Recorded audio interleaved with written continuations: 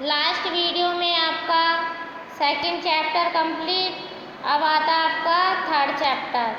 Third chapter देखो, संज्ञा। Third chapter का नाम क्या है? संज्ञा। संज्ञा थर्ड चैप्टर हो गया। अब इसको देखो, इसका ये डेफिनेशन क्या है।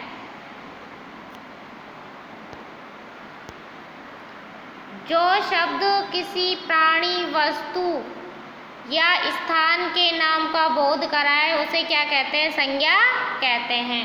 आप देखो अंडरलाइन की हुई इससे ऊपर वाली लाइन देखो, जो शब्द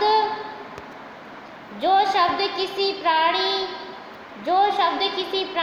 वस्तु या स्थान के नाम का बोध कराए उसे क्या कहते हैं? संज्ञा कहते हैं। उसे क्या कहते हैं? संज्ञा कहते हैं। हो गया संज्ञा की परिभाषा। जो शब्द किसी प्राणी, वस्तु या स्थान के नाम का बोध कराए उसे क्या कहते हैं? संज्ञा कहते हैं। संज्ञा की डेफिनेशन नॉर्मल में देखो आप, सरल भाषा में। आपके आसपास जो कुछ भी है, आपके पास कुछ भी है, आपके आसपास जो कुछ भी है वो क्या है? संज्ञा है। चाहे व्यक्ति हो, वस्तु हो, स्थान हो, जहाँ आप बैठे हो, जगह हो, वो सब क्या है? संज्ञा है।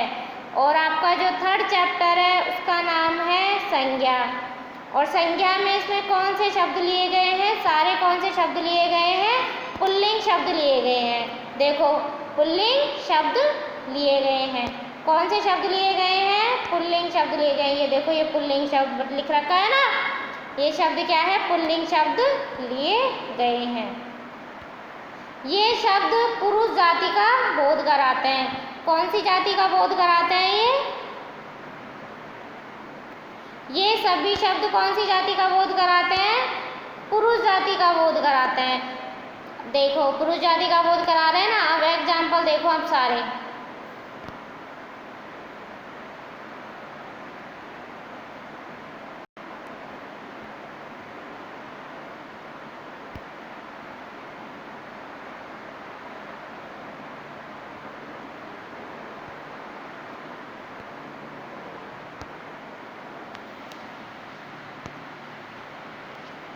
मृग है, मृग है को क्या बोला जाता है? हिरण। मृग है का हिंदी अर्थ क्या होगा? हिरण। इसके बाद देखो शुक है का क्या होगा? तोता। अंशुमान दिख रहा है? सूर्य। अंशुमान का अर्थ क्या है? सूर्य। शुक है का अर्थ क्या है? तोता। चित्र में दिख रहे हैं आपको? मृग है का अर्थ क्या है? हिरण। आपको चित्र में दिख रहा है ना? हिरण। इसी प्रकार देखो नृप है, क्या है? नृप है का अर्थ क्या है? राजा। सर्प है को क्या कहा जाता है हिंदी में? संस्कृत में तो क्या बोला जाएगा? सर्प है। हिंदी में सांप। गज है, देखो गज है को हिंदी में बोला जाता है हाथी, और संस्कृत में क्या होगा? गज है। ठीक है, हाथी दिख रहा है आपको चित्र में बड़ा सा? हाँ। इसके बाद देखो चंद्र है का अर्थ क्या है? चांद। चंद्र है का अर्थ क्या है? चांद। और चांद दिख रहा है आपको? ये चंद्र का अर्थ हुआ चांद, और आपको चांद दिख रहा है। इसके बाद देखो नेक्स्ट अश्व का अर्थ है घोड़ा। क्या अर्थ है? घोड़ा। आपको घोड़ा दिख रहा है? देखो ये दिख रहा है ना आपको घोड़ा? ये क्या है? घोड़ा है। इसके बाद देखो छात्र का अर्थ क्या है? छात्र। दिख रहा है आपको ये छात्र संस्कृत में छात्र है। हो गया। इसके बाद देखो अब आप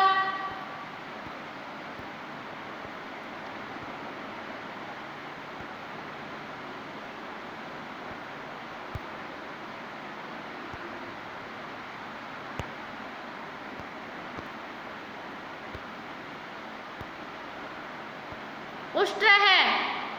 क्या दिख रहा है? संस्कृत में उष्ट्र है, हिंदी में क्या बोला जाता है? ऊंट। देखो अब आपको ऊंट दिख रहा है ना, ये चित्र में दिख रहा है आपको ऊंट का चित्र? ये क्या है? ऊंट है, उष्ट्र है। उष्ट्र का अर्थ क्या है? ऊंट। इसके बाद देखो नेक्स्ट, शस्क है। क्या है? शस्क है। शस्क है को दिख रहा है, हिंदी में बोला जाता है खरगोश। और आपको देखो ये चित्र में खरगोश दिख रहा है ना, ये क्या है? खरगोश है। ठीक है। इसके बाद देखो कृष्क है। नेक्स्ट क्या है? कृष्क है। कृष्क है का क्या हुआ?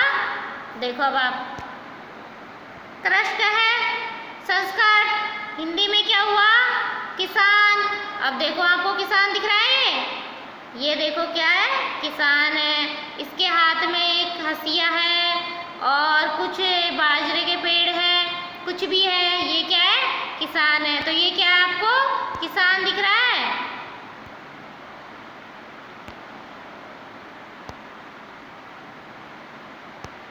ये देखो किसान,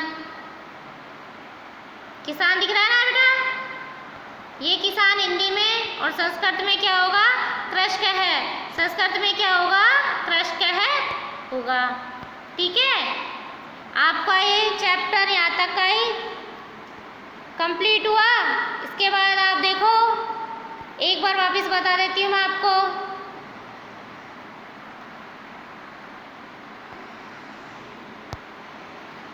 मैं जिसके नीचे अंडरलाइन करूँ वो आपको देखना है क्या है। मृग है, हिरण, शुक है, तोता, अंशुमान, सूर्य, ये तोता हो गया, ये हिरण हो गया। ठीक है। मृग है, हिरण, शुक है, तोता, अंशुमान, सूर्य। अब देखो नृप है। नृप है राजा, हो गया। इसके बाद देखो सर्प है। सर्प है का सांप। गज है।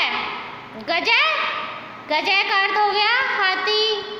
देखो कितना बड़ा एलिफेंट है, हाथी। इसके बाद देखो चंद्र है। चंद्र का अर्थ है चंद्रमा। दिख रहा है चंद्रमा आपको? अश्व है, घोड़ा। देखो ये घोड़ा दौड़ रहा है। इसके बाद छात्र है। क्या है? छात्र है। छात्र का अर्थ हुआ छात्र, ये छात्र हो गया। छात्र का अर्थ क्या हुआ? छात्र। छात्र दिख रहा है आपको? इसके बाद देखो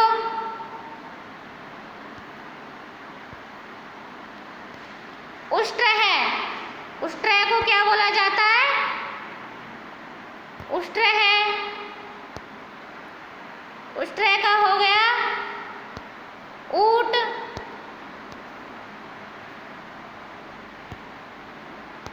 उष्ट्र का क्या हो गया? ऊंट।